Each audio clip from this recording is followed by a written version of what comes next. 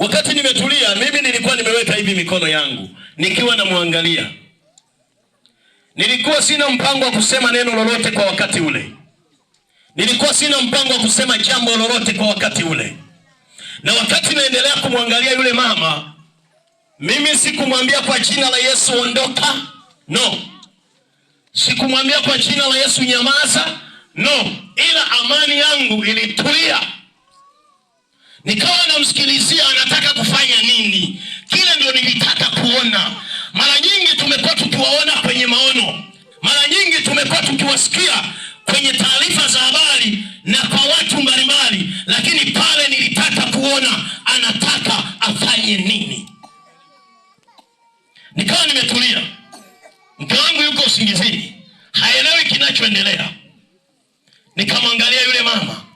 Alipotaka aanze kucheza, akanigeukia, akaniangalia hivi, akaona nimemkasia macho, akatoweka. Sikumwambia kwa jina la Yesu ondoka, hata moyoni sikusema, akaondoka pale pale. Nilipoamka nikakumbuka jambo moja. Ilikuwa ni tarehe ngapi sijaelewa, ya mwezi wa 9, Jumapili moja imepita. Tulikuwa katika mkoa wa Mbeya kwenye eneo la Iyunga. Bwana Yesu asifiwe. Tulikuwa pale Iyunga, nilikuwa na hawa vijana wa kwaya ya Sayuni. Niliwabeba baada ya kualikwa kwenye mkutano pale. Wakati nimefika, nina lisali moja tu ndio nimefika, nimepokelewa. Sijapelekwa hata mahali kwa kupumzika mimi. Bado niko na vijana pale kanisani. Akaja mama mmoja, maana niliingia nikajilaza, kausingizi kakanipitia. Ndani ya lisali moja hilo. Wakati kausingizi kamenipitia, akaja mama mmoja papa, akaingia mlangoni. Alipoingia amefunga hivi kitambaa kile, sijui mnavihitaji, cheusi kushuka hivi. Juu yake kafunga kitambaa cha rangi ya, sio kama wewe lakini kitaka kufanana, ila sio wewe. Haleluya. Haleluya. Kama chekundu sio chekundu. Haleluya. Kwa hiyo wakati nimetulia mimi nikawa namuona yule mama. Maana nilitoka kwenye usingizi sasa. Nikawa namwangalia. Imecheza kidogo, nikasema kwa jina la Yesu ondoka. Akatoweka. Nikainuka nikawasimulia vijana. Baadaye mchungaji akaja kunibeba, kanipeleka nyumbani kwake. Nimehubiri siku ya kwanza, usiku wakaja timu. Wakaja kikosi. Walipokuja mimi niko nimetulia, nikawa nawaona wanafanya mambo yao. Nikawaambia nataka niwaonye. Nimepata habari zenu mapema kabla sijafika hapa. Nikamwambia nawaonya, kama mnafikiri ninyi ni wachawi, nimetoka Sumbawanga. Na kama uelewi tafsiri ya Sumbawanga, maana yake tupa uchawi. Sasa kama nimetoka kwao, wewe kibaraka utanifanya nini?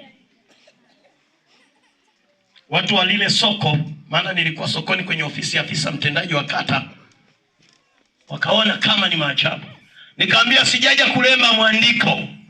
Nimelipiwa gharama za nauli, nimeletwa hapa nije kuhubiri Injili, nimekula vya watu.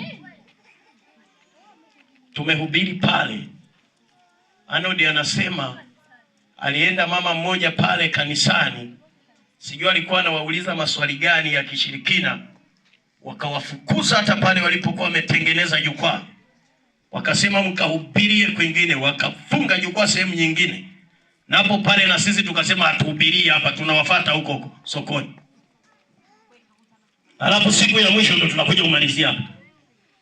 Wale waliokuwa wameandaliwa kwa ajili ya vyombo vikubwa vya muziki, wakaumnyima vyombo yule mchungaji.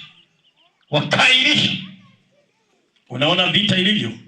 Walipoailisha, mchungaji akakasirika, akaenda kununua tu vyombo tu 300,000.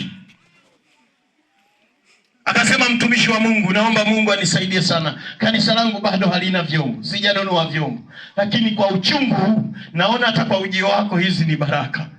Akaenda kanunua. Nikasema usife moyo, na hubiria hivyo hivyo. Bwana Yesu asifiwe sana. Haleluya.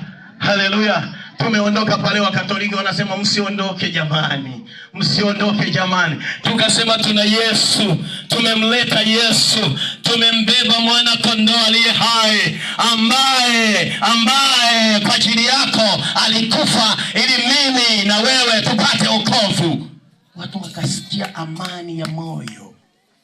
Ninachotaka nikwambie, mtu wa Kaswepa, mtu wa Kaswepa, ni mara yangu ya kwanza kukanyaga kwenye viwanja hivi. Aidha kusimama kwenye madhabahu hii ni mara ya pili toka kwenye ibada ya kwanza ya asubuhi ya leo, ambayo tumeyaona matendo makuu sana ya Mungu aliye hai.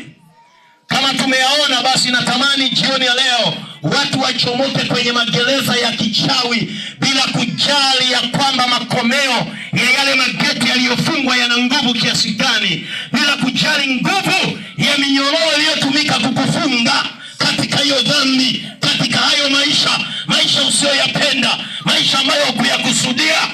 Kama niko na mtu mmoja anachomoka ambaye ni wewe jioni leo. Naomba mtumishi wa Mungu mmoja atanisomea maandiko kwenye kitabu cha Wafalme wa Pili. Asome kwanza, tuone aanzie wapi. Aanzie pale kwenye sura ya 6, asome mstari wa 26 pale mpaka 30. Tuseme habari za wale wakoma wanne, wale watu wanne waliokuwa na ugonjwa wa ukoma, waliokuwa wametengwa nje ya mji. Hawakuruhusiwa kuchangamana na mtu, hawakuruhusiwa kukaa na watu pamoja, maana walionekana kuwa najisi kwenye maisha yao. Naomba Mungu akupe kutulia. Usikubali mtu akunong'oneze ili nikwambie jambo la kukusaidia. Nisomee Wafalme wa Pili sura ya 6 mstari wa 26 mpaka wa 30. Naomba unyamaze kimya. Anayekunong'oneza mwambie utaniambia baadaye. Ngoja kwanza nisikie. Biblia inasema imani huja kwa kusikia neno la Kristo, wala sio minong'ono ya jirani yako. Nisomee. Nitasoma Wafalme wa Pili sura ya 6 mstari wa 26 ni hapo hadi 30. Ikawa mfalme wa Israeli alipokuwa akipita ukutani, mwanamke mmoja akamwita akisema, unisaidie bwana wangu mfalme.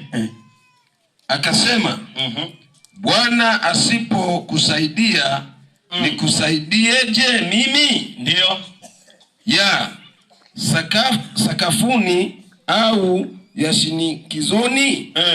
Mfalme akamwambia, una nini? Akajibu mwanamke huyu aliniambia,